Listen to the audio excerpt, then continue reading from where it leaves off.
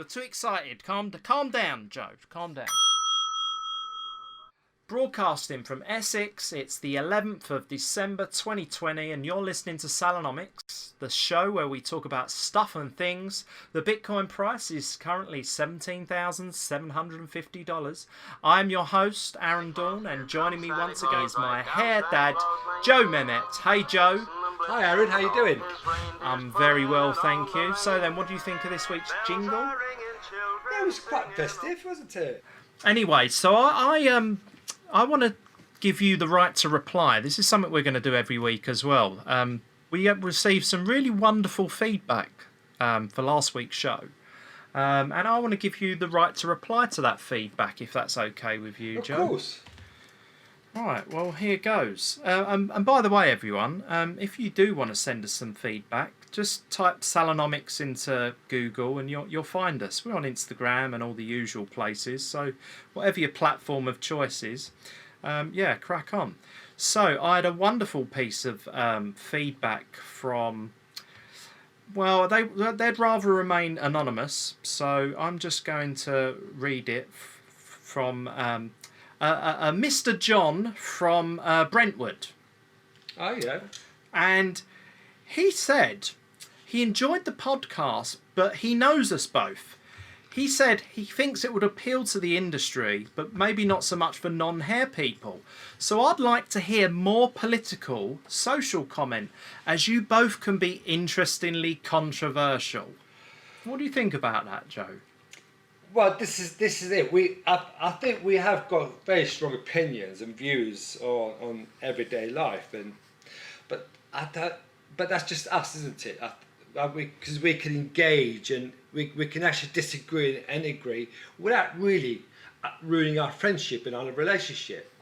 And I think some people are very sensitive to certain issues that they could actually sort of like be insulted, be hurt, they could use any kind of ism towards us. So I think I would find it very uncomfortable sharing my political social views. Right, in that case, Mr. John from Brentwood, we are doing it. If we make Joe uncomfortable, we are doing it. Listen, I think we should. Just because our main subject matter is hairdressing, you know, what we talk about on a daily basis is political, because our industry is being destroyed by the political governings of the UK at the moment. So I think we can't help to. Can you please elaborate on politically? We don't have any political agendas. Our industry. We've got no governing body representing us. Us individuals, we don't have any political agendas, apart from, I suppose, that we're both free market capitalists and we believe that competition is good, right? But industry is not recognised. There's no union in our industry. But I mean the powers that be, as in Boris Johnson and the pharmaceutical companies that are keeping all hairdressers locked up and dressed in hazmat suits in order to do their daily job. Well, yeah, I think there is a sort of underlying message in that. I think that they're trying to not destroy the industry. Oh no, that's right. Keep us safe. It's for our protection. Well, yeah, I don't think they're trying to destroy it. I think they're just trying to sort of like what I call retail cleansing. Because in every recession, right, what happens is you've got some businesses that collapses, some businesses thrive, but sort of like people tend to sort of shut shop and move on forward. And I think this is what the government's trying to do actually, is to sort of like restructure the high street. Because right now, how many salons are there in the high street or in a certain area? There's too many. And it cannot all survive, do the same thing. It cannot. It's virtually impossible. So some has to close, unfortunately, and some will survive. That's how I look at it. Yeah, I think there's approximately 40,000 salons in the UK. I know they contribute. Yeah, well, I think the beauty industry does contribute up to about £27 billion a year. Is that registered businesses? Yes, these are registered high street, businesses. And, beauty salons, hairdressing salons, barbershops, they all come under the same, non-essential retail banner that we've all been given. So, in Essex Road, where I saw, I live between Essex and Upper Street, right? And I've Yeah. gone to it. There's there's 3 barber shops within a space of about 150 yards. Okay, Sure. because I go to my butchers, I go to my fishmongers, and my sort of local greengrocers, and in that walkway you see three barbers, and you go to Upper Street. There's about there's 1, 2, 3. There's about 6 hairdressing salons in Upper Street. It's like about a quarter of a mile walk, because from Yeah. my house to the bank to Chapel Street Market. So there's too many. And as far as I'm concerned, they're all surviving because they've been here a long time, obviously. But I just find it just too much. You know, I mean, when I was in the 80s, right? You had sort of like, I remember Molton Brown when they first started in South Molton Street, and you had predecessors. You had John Free, you had Daniel Galvins, you had Neville Daniels, you had this sort of stuff. You had Robert Fieldings and things like that, right? And they all did their own little things. You know, so Molton Brown was quite interested because they used to do finger drying. You know, remember that sort of perm, that fuzzy wuzzy hairstyles, right? You know, people sort of have in the 80s, that fuzzy. But Yeah, my dad had one. right, but they used to actually dry their hair with finger drying. It was quite an amazing technique. You know, then the diffuser came out, but this is all before the diffuser, and it was actually quite interesting. Can you imagine blow drying hair just using your fingers? Because the heat for your fingers generate, you know, the friction. I agree. I mean, it's a technique I use as well. Exactly. So, but now, right, everybody's just doing the same thing. And again, we talked about the Instagram culture the other day with the hairdressers of the year awards. And again, I kind of think that if I was in government, if I was in powers to be, right, I would sort of say, you know what, get rid of it, just give some diversity, make it more eclectic, make the high street more interesting, make it more sort of like durable, make it more sustainable. Well, I think the focus or the change in the high street will be more based on entertainment rather than retail. Yes, yes. yes. I think that's the biggest driver of this all. And like you say, retail cleansing. Our government is putting so many restrictions on our trade right now. Obviously, can I say something, right? You know, when you say our government, this is a worldwide phenomenon, by the way. It's not just our government. This is across the board. I know, right? but you can't just sort of say our government. I mean, it's a worldwide phenomenon, right? They're No, all okay. doing it. All right. I accept that. It is a worldwide phenomenon, but this is essentially accelerating the retail cleansing because they are making our industry unviable temporarily.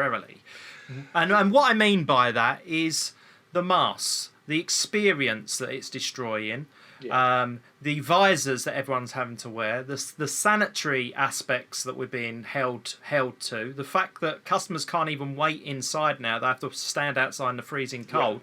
And obviously the main driver of all this is being labelled non-essential, which is going to affect our industry for years because it will affect the young people that want to come into an industry for the next few years, because no career officer at school is ever going to turn around and say to the parents and the child, hairdressing's a great career for you to go into, when the average wage of our sector, I know they never did, but the average wage of our sector is the same as, stacking shelves at, a big supermarket. If anything, it's worse, I think.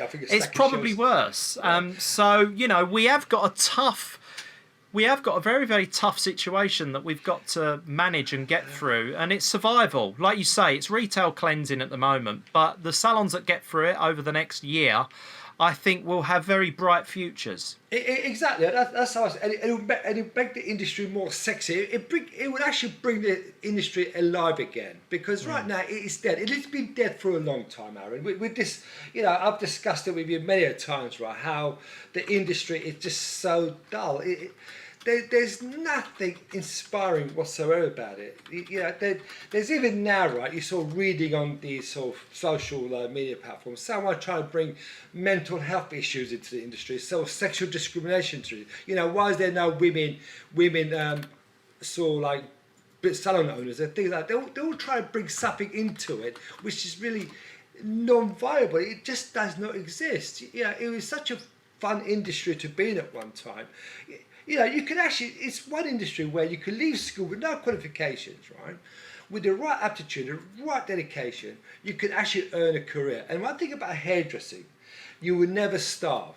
Okay, so that was the beauty about the industry. Now they're trying to make it so that you don't want to be into it anyway because it What does that mean? Well, it's just so it drains you. It drains the very life and soul out of you. I mean, fortunately for me, I don't have a salon anymore, so I don't have to deal with the politics. But towards my end of days, you know, from being a salon owner, you became a salon operator. Do you understand the difference? Yeah, absolutely. The fact that for 3 months a year you're operating it for somebody else. For a start, right? And then the rest of the time, right, you try to keep the HR department happy. Okay, you try to keep the employment laws happy. So all of a sudden, you talk about all these salon owners. Yeah, we all say they're not salon owners; they're salon operators because they're not actually working for themselves anymore. Gotcha. Okay? Gotcha. Right? So so it has for it to sort of rise up again. All these factors have to die. You have to kill it. Okay, so that the next generation comes up, it sees the mistakes that this generation has done, and it gets better because it always evolves. Look, let's take football clubs for example. You know, Manchester United, they had a great period in the 90s to the early 2000s, and now they're sort of like having to rebuild. Liverpool in the 80s were phenomenal, 90s they were phenomenal, and they kind of collapsed. Every industry has to go through a sort of downturn for it to go up again. And right now, it's no good bleating about it. It's much better to sort of accept what it is and restructure the whole industry. And that's what the governing, they're not governing bodies, the professional bodies are not doing at all. Because we see it all the time, all they're doing right is copying and pasting government guidelines, and this justifies their existence. Personally speaking, it's a waste of time. I don't even know why people enroll to these bodies. It's a complete waste of time. Well, I mean that's a good point that you make. I wanted to bring up the idea that this contraction in the market or retail cleansing, as I call it, as you call it, it will essentially push people off the grid, put more people self-employed. Yeah. And what was that ISO? What was that ISO, that rule that they brought in, which was essentially to remove self-employed people from salons and try and make them employed? Well, Corona's come along and basically destroyed that. Yes. Because now most people are having to leave salons because it's not viable anymore and they are going self-employed. So we will have a small contraction of salon businesses, and that I agree. And obviously any competitive industry, you will get contractions of the market followed by expansions. Exactly, and listen, there's another interesting fact that we're seeing, right, is that all these salon owners all complaining about the takings, people are coming in, etc., etc. But there's one thing people are still doing: they're still getting their hair done. Yeah, and they're still buying shampoos and conditioners. Exactly. So people are still having their hair done. It's just that they're not going to the salon. It's as simple as that. So what does it tell you? The hairdressers still go to their houses. They're probably learning from YouTube or someone's or their friends doing it or whatever. And I told it before, the best haircuts I see now are homemade jobs. People are actually cutting their own fringes, cutting their lopsided bobs or layers and this and that. And you know, with the tools that they've got in hand, as in the tongs, the straightening irons, they can make a hairstyle out of that. You know, years gone by, you know, it's very hard to sort of do a hairstyle with a dodgy haircut. Nowadays, it's very easy. It really is. Even a dodgy colour. I mean, you've seen a dodgy yellow, dodgy green, dodgy pink, and all this stuff. It actually looks very, it's acceptable. Whereas, you know, most salons would never let anyone walk out with that kind of result. Really. Yeah, that's a really good point. To add to that, we live in a generation of Instagram filters, don't we? And Botox and fillers.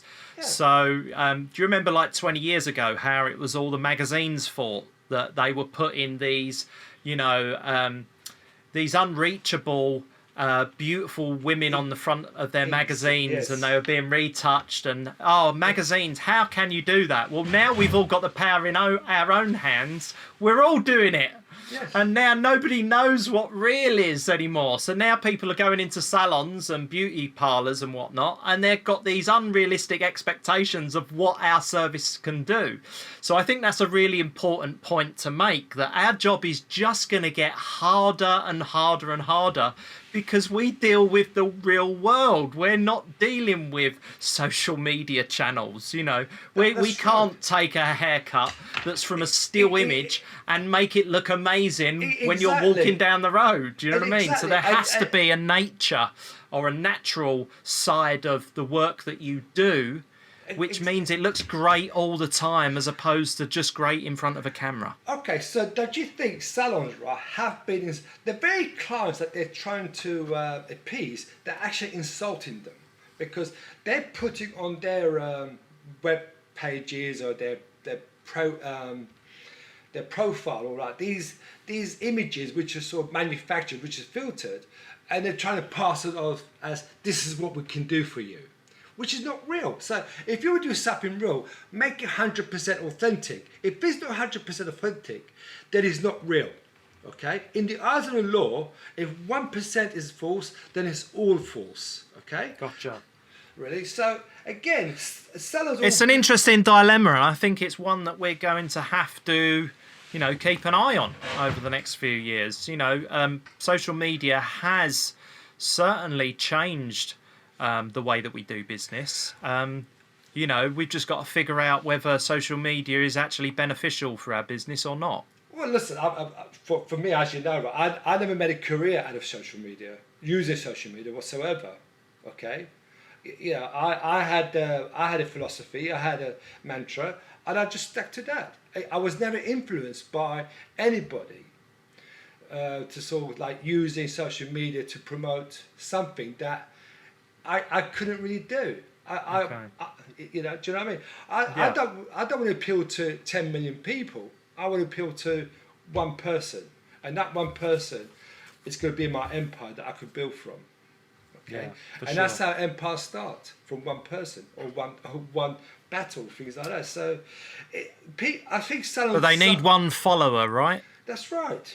That's how it starts. It's the second person that creates the movement, right? Exactly. You have the first one that goes through the wall and gets bloody, but the second person that follows creates the movement. So, exactly. So who are you, Joe? Are you the first person through the wall, or are you the follower?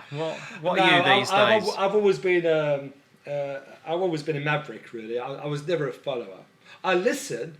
I've always been. I've absorbed good advice. I never absorbed bad advice. Sure.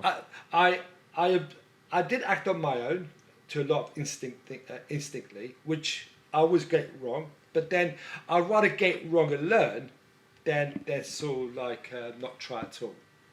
Sure. Okay? Gotcha.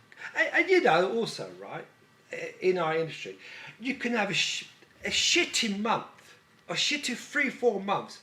Okay, and you have a great 3-4 months, and then when you get to the end of the year, you add your totals up. You kind of like, it was no different, really. So it always accumulates. You should always, every year you should always be increasing your portfolio by 10%, because you always lose as well. Because a lot of salons don't understand, or they can't. When you say portfolio, you mean turnover, right? Yeah, turnover, exactly. The clientele, okay? Because turnover is clientele. The more clients you have, the more turnovers you have, the more bigger your portfolio is, okay? So every salon, every hairdresser, throughout a year, loses a percentage of clients. Yeah, and for various reasons. They could be relocated, someone could die, they could lose their money. There's all these reasons, right? So you always have to increase your portfolio, okay? Just to compensate for it. Okay? And then obviously, once you do the numbers, then you can check the profitability once you've increased your turnover. And if you're not more profitable, then obviously something's going wrong, right? Exactly, because eventually, right, you actually sort of get to the point where it is now. Because what's happened is COVID-19. What's happened? It actually exposed their failings in their business models, really, and no salon owner or or respected prospective son-in-law will sort of admit that they got it wrong. Because, and I don't want to shatter their dreams, because we all have dreams. You know, you start a business, you've got a dream, you've got ambition, you've got to do this, you've got to do that, right? And it's beautiful, it's fantastic emotions. And then it all starts to go wrong. And you've got to start looking at why it goes wrong, really, and not blame it on anything else. You've got to look at the internals, really, not the externals. Because the externals has a sort of minimum effect. And that's with any business, I think, not just in our industry. All right, let's just do what's got you goat on LinkedIn rather than the right to reply on the feedback, because I wanted to because basically how it works, I wanted to take 2 or 3 feedback and give you the right to reply directly to that person, not then turn it into a 20-minute chat on what that person says, because that isn't you replying to I think criticism. I think it's quite good, actually. I think what we did actually is much better than you think it is. Sometime later. So then, Joe, what's got you goat on LinkedIn this week? It's quite funny, actually. I was just, just scrolling through it, and I came across this woman, right, called Lenka Love, and she put this post on, and she said, "How can we keep hurting them? They deserve only to be loved. Heart, heart, heart," right? And she did a video where she's got a tiger cub, a white tiger cub, in a sort of swimsuit, in a swimming pool, and a chimpanzee is in the water, and sort of playing and sort of like pretend, look like it was saving the cub's life, and the woman's in the swimming pool pretend to like she's saving the animal's life or anything, right? And there's all these people. She's got 1,262 comments, right? But there's this. Everyone began, "Oh, it was a wonderful video. Everyone's sharing, blah blah." But there's this one woman, Joanna Douglas, right? She sort of put a post like, "We don't deserve animals." She sort of like that was a comment to the video, and there was this guy. He actually sort of said, he kind of replied to that, and she went into this rant. Let me just sort of like get it up for a second. If you can pause with me a little bit. She kind of like went into this rant at him. So like this is it. One second.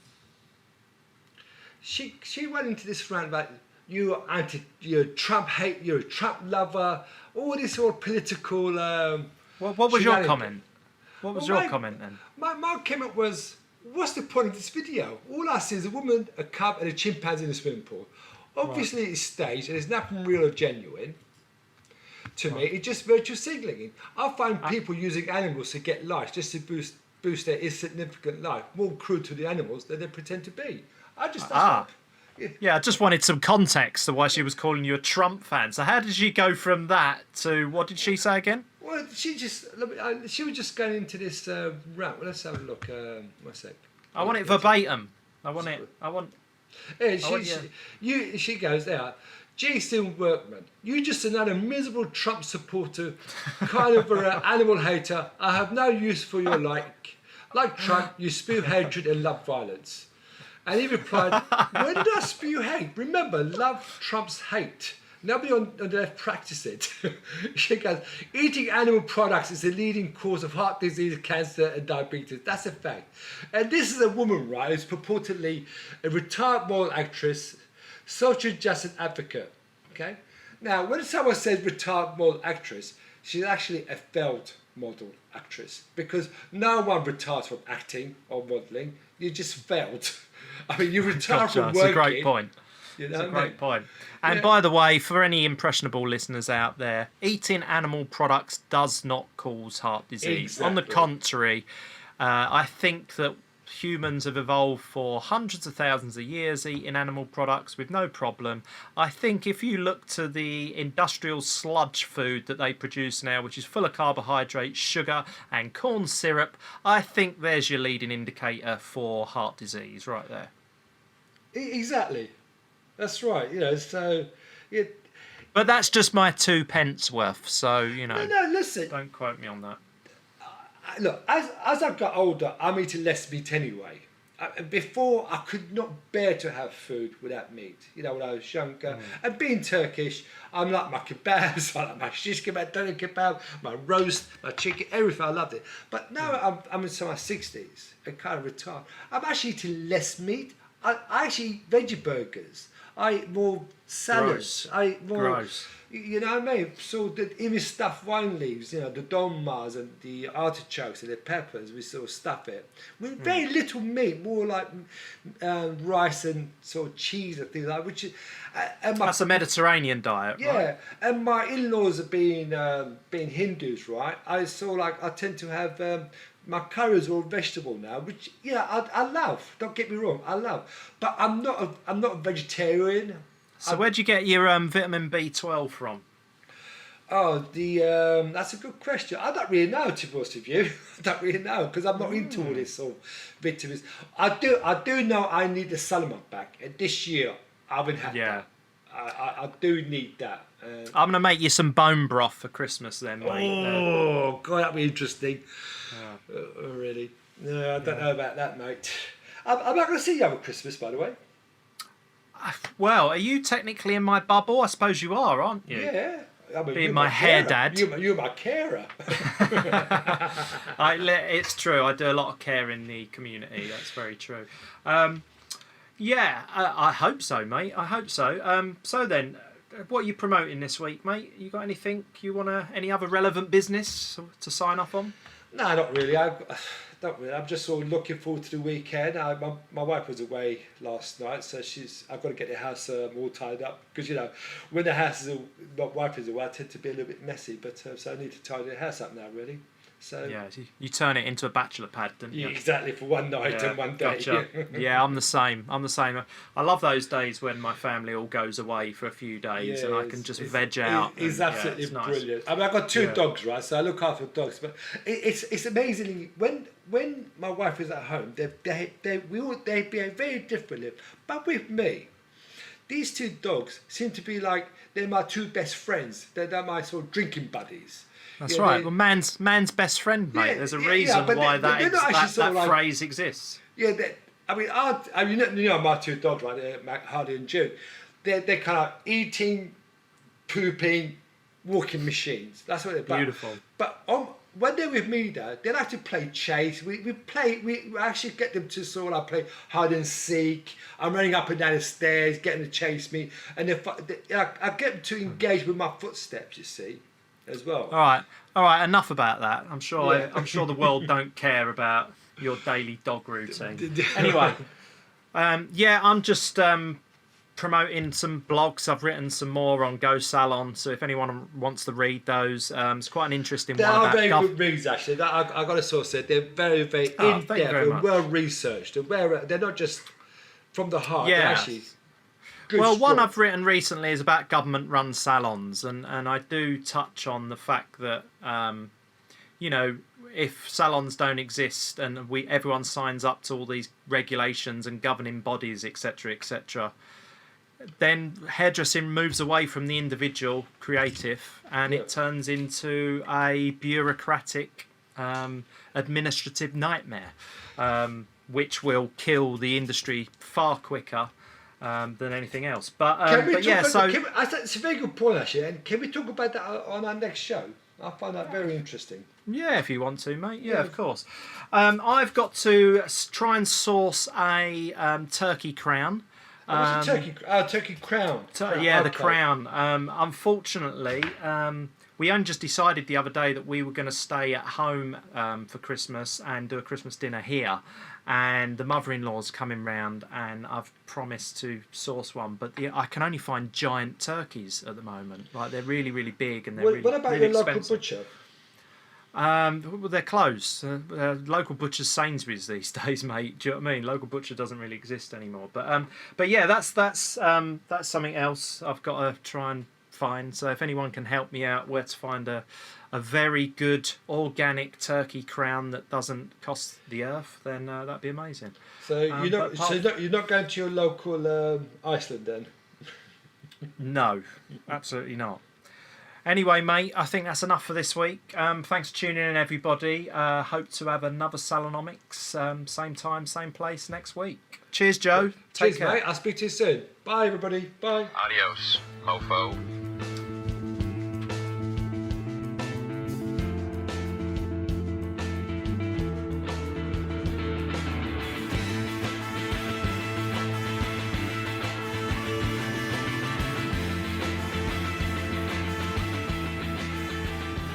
Okay.